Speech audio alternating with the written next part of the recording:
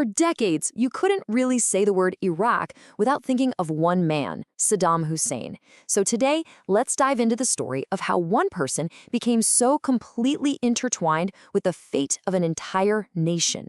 But here's where it gets really strange. Years after his fall, you can still find this odd, bittersweet nostalgia in Iraq. Not for the man, not for the torture chambers, but for the security that he brutally enforced. So how on earth is it possible that anyone could miss an era defined by one of the most ruthless dictators of the 20th century? Well, to answer that, we have to basically become architects ourselves. We need to look at the blueprint he used to construct his power. We're going to dissect the very architecture of fear, loyalty, and control that he used to bend a whole country to his will. And any building like that starts with a foundation. For Saddam, that foundation was laid way, way back in a childhood that was just incredibly harsh and violent. I mean, think about it. He was born into crushing poverty, his own mother rejected him, and his stepfather was just brutal. His childhood was basically a masterclass in survival. It's no wonder that at just 10 years old, he ran away. He fled to Baghdad to live with his uncle, and this is a key moment, because his uncle was a diehard nationalist who planted those first seeds of radical ideology. And you have to picture the Iraq he's growing up in. It was a state of constant, violent chaos.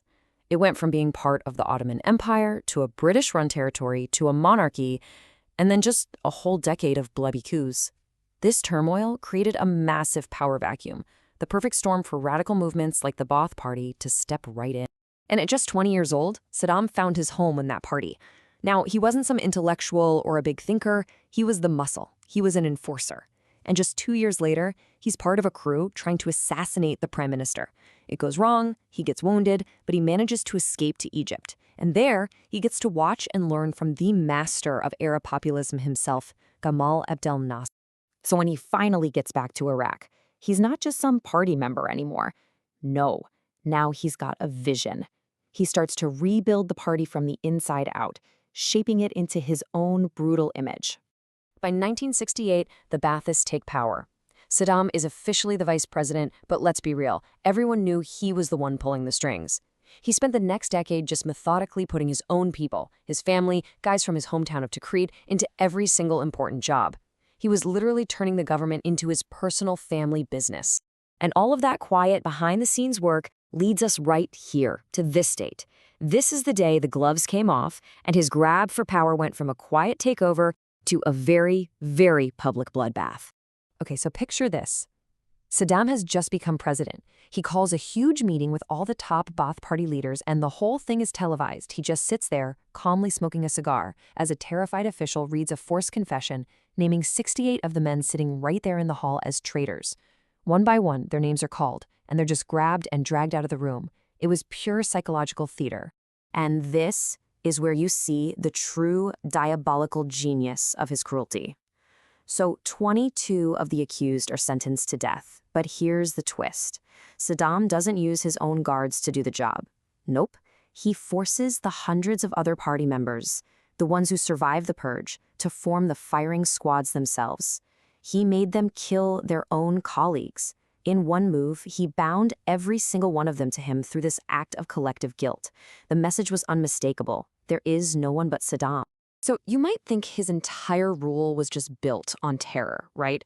Well, it's actually more complicated than that. To really get his 24-year reign, you have to understand this bizarre duality he created, a state built on both incredible progress and absolute poison. On one hand, he took Iraq's massive oil wealth and used it to build a modern country. We're talking free healthcare, free education for everyone, and he even won a UNESCO prize for wiping out illiteracy. But with the other hand, he funded one of the most terrifying police states on the planet. He literally built modern hospitals and state-of-the-art torture chambers. He was a modernizer and a monster, all at the same time. And the monster side of the state, wow, that was a labyrinth of terror.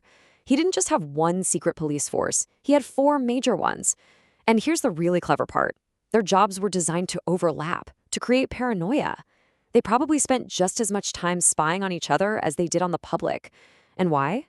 So that no single agency could ever get powerful enough to even think about challenging him. So once he had that iron grip at home, He turned his massive, brutal state machine outward, against enemies both beyond his borders and within them. The Iran-Iraq War was an 8-year-long nightmare that cost 1 million lives and ended in a total stalemate. But his war on his own people was just as devastating. The Anfal campaign was nothing less than a genocide against Iraq's Kurdish population, killing as many as 182,000 civilians. And that campaign reached its most horrific point with this single number: 5,000. That's how many Kurdish men, women, and children were killed in a single day, March 16, 1988, when his Air Force dropped a cocktail of chemical weapons on the city of Halabja. Well, all that aggression eventually caught up with him. After his invasion of Kuwait in 1990 led to the Gulf War, the UN hit Iraq with crippling sanctions, and the results, they were catastrophic. The Iraqi economy, which had been a regional powerhouse, just completely collapsed. All that modernization from the 70s was basically erased in just a few short years. And at the end of the day, that whole complex architecture he built to protect himself from his own people, it was no match for a global superpower. The invasion of Kuwait really started a chain reaction that ended 13 years later. After the 2003 invasion, Saddam was on the run for months, until he was found hiding in a literal hole in the ground near his hometown. The man who lived in palaces was captured in a spider hole. But you know what's wild? Even during his trial, with the whole world watching, he was still performing. He was defiant, refusing to recognize the court's authority, insisting to the very end that he was the only legitimate leader of Iraq. And this brings us all the way back to the beginning. That bittersweet nostalgia isn't for the man or his brutality. It's a reflection of the profound vacuum he left behind. See, Saddam hadn't just built a security state, he had made himself in the state one and the same. So when he was torn down, the entire state shattered with him, leaving a void filled with chaos, sectarian violence, and a government unable to provide even basic services. The ghost of Saddam isn't about people missing the dictator. It's about them mourning the loss of the order, however brutal, that he once imposed.